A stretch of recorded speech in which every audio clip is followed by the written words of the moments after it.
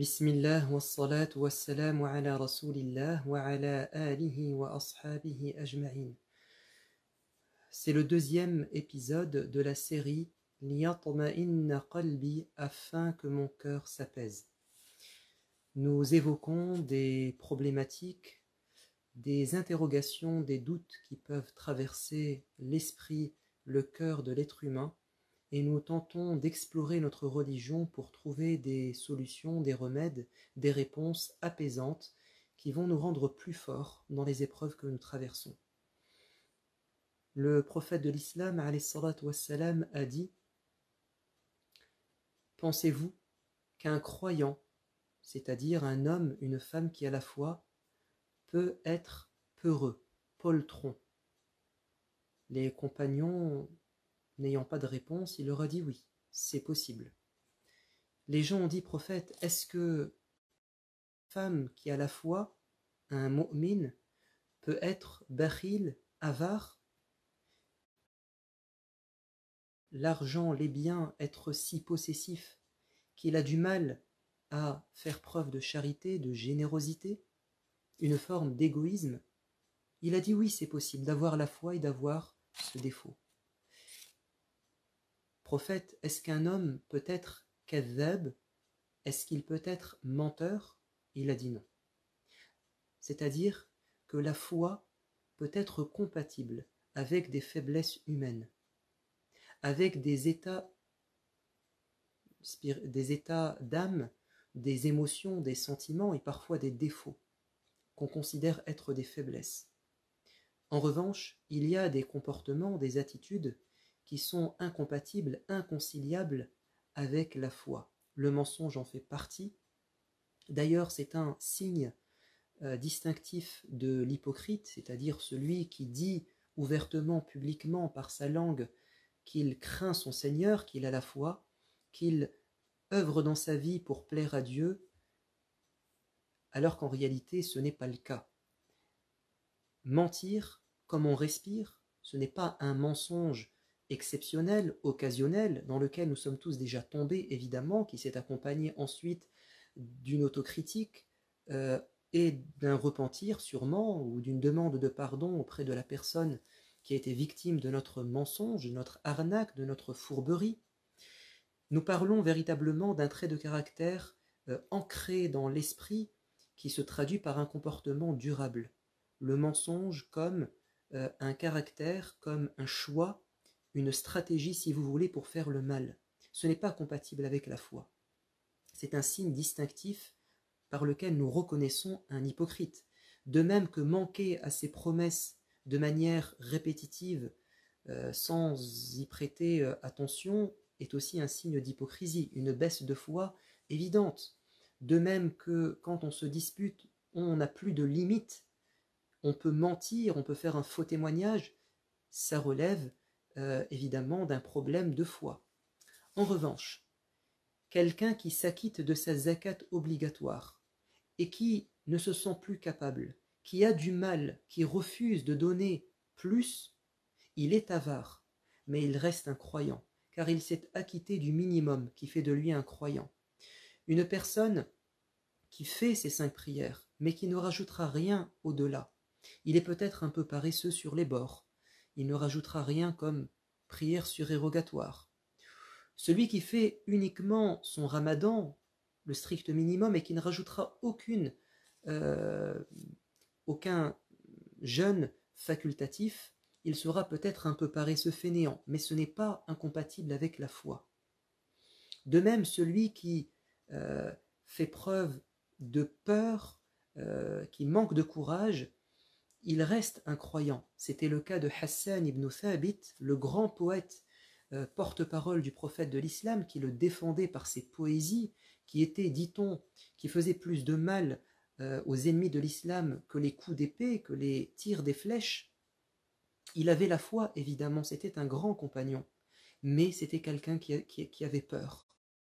Il restait avec les femmes, les enfants, en retrait, il ne s'engageait pas pour défendre sa religion par les armes. Il était limité à la défense par la langue. Bon, chacun est constitué différemment.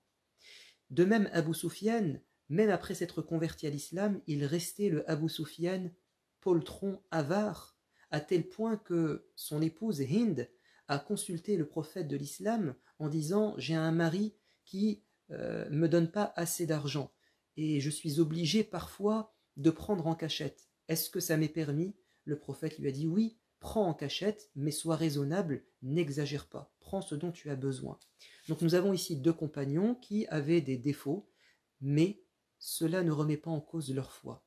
Je dis cela pour tenter de déculpabiliser ou décomplexer des personnes qui ont la foi, mais qui souffrent de certaines faiblesses, qui sont victimes de certains défauts dont ils n'arrivent pas à se séparer, ou bien qui traversent des périodes difficiles au niveau psychologique. Et malheureusement, soit c'est une mauvaise compréhension, soit ce sont des interprétations ou des choses qu'ils ont entendues qui remettent, enfin, qu'ils déplacent le problème du plan de l'ordre psychologique vers l'ordre spirituel. Prenons un exemple précis. Il y a des gens qui sont fragiles dans les épreuves, c'est-à-dire qui presque dépriment, perdent le goût de la nourriture, qui n'arrivent plus à faire grand-chose quand ils traversent une épreuve difficile. Reste-t-il des croyants qui ont la foi? Bien évidemment. Le prophète de l'islam a dit « Le croyant fort est meilleur et plus aimé par Dieu que le croyant faible. » Donc tous les deux sont des croyants, qu'ils soient forts ou faibles. Et dans les deux, il y a du bien. Sauf que celui qui est fort, il est un degré supérieur, il est au-dessus. Et l'autre reste un croyant. Je vous dis cela parce qu'il m'est arrivé d'avoir des entretiens avec des personnes durant cette période de confinement qui vivent des angoisses terribles à cause des informations, à cause des mauvaises nouvelles qu'ils entendent. Ils développent des idées noires et ils se culpabilisent en disant « je n'ai pas la foi, je devrais être fort dans l'épreuve ». Or, ces gens n'arrivent pas à contrôler leurs émotions, ils n'arrivent pas à contrôler leurs pensées. Ils sont en proie à des émotions tellement fortes qu'ils n'arrivent pas à les maîtriser. Et ils ne doivent pas se culpabiliser. Il faut les accompagner et il ne faut surtout pas avoir un mauvais diagnostic, au risque de ne pas trouver la solution. Parfois, nous rejetons la faute sur la foi de la personne, alors que le problème n'est que psychologique. Prenons un cas éminent dans le Coran, c'est celui d'un grand prophète, Jacob, le père de Joseph. C'était quelqu'un qui, quand il aimait énormément. Ainsi donnait-il beaucoup d'affection à son fils Youssouf et le petit dernier Benyamin. Joseph et Benjamin étaient très chers à ses yeux, à tel point que les grands de la famille ont jalousé le père, car il n'avait Dieu que pour les deux derniers. Il n'arrivait pas à se séparer d'eux. Et quand, par la manigance des adultes, ils ont réussi à séparer Joseph de son père Jacob, et que Jacob l'a deviné, qu'est-ce qu'il va dire? Il va dire « Je patienterai d'une belle patience ». Fasabrun jamil. Cette belle patience, qui est un haut niveau de la foi, ne l'a pas empêché, pendant toutes ces années où il a été dans l'épreuve, de pleurer au point de perdre la vue. Donc il y a des gens qui sont constitués ainsi au niveau psychologique. C'est que dans l'épreuve, ils ont des émotions fortes, des émotions qu'ils n'arrivent pas à surmonter. Jacob en est la preuve. Mais cela ne fait pas de lui quelqu'un qui n'a pas la foi. Au contraire, il a dit « j'aurai la plus belle des patiences ». Comment s'est exprimée sa belle patience, malgré sa tristesse, jusqu'à perdre la vue? C'est que il ne s'est pas séparé des grands-enfants, il n'a pas banni les grands-enfants, il n'a pas rompu ses liens de parenté. Deuxièmement, pendant toute cette période, alors qu'il était en proie au chagrin, il n'a jamais perdu confiance en Dieu. Et il se plaint « Je me plains et je m'adresse à Dieu ».